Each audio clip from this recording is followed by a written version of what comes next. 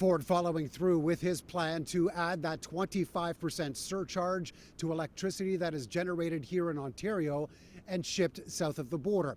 It's a move that could impact 1.5 million households in the U.S. Until these tariffs are off the table, until the threat of tariffs is gone for good, Ontario will not relent.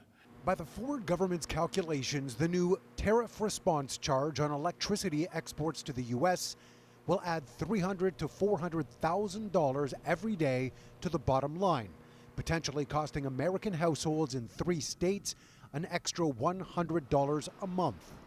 A move Premier Ford has repeatedly said he didn't want to make, but needed to in response to tariffs on Canadian goods ordered by U.S. President Donald Trump.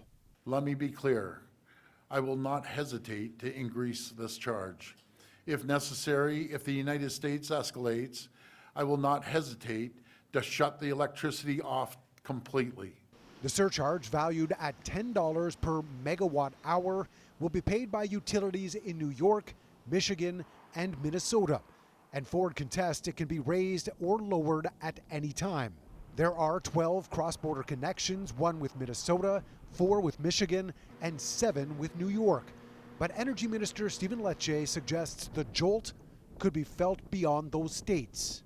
If a state like Michigan flows our power through and sells it, as the Premier said, to Ohio, that means the impact of this surcharge is going to be reverberated right across America, not just in Ohio, not just in Michigan, rather, or New York or Minnesota, but now in all the states. They then try to resell and upsell our power. While Ontario pushes ahead with some punishment, other provinces have been slow to follow suit with taxes on energy exports. Some are considering the possibility, while others have said it's lower on their list of measures.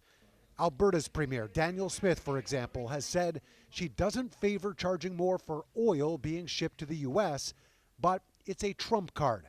Ford suggests she use it. You want to talk about a trump card, that will instantly change the game.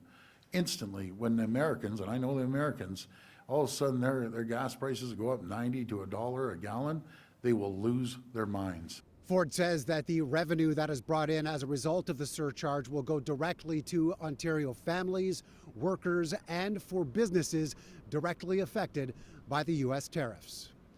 Mark McAllister, City News.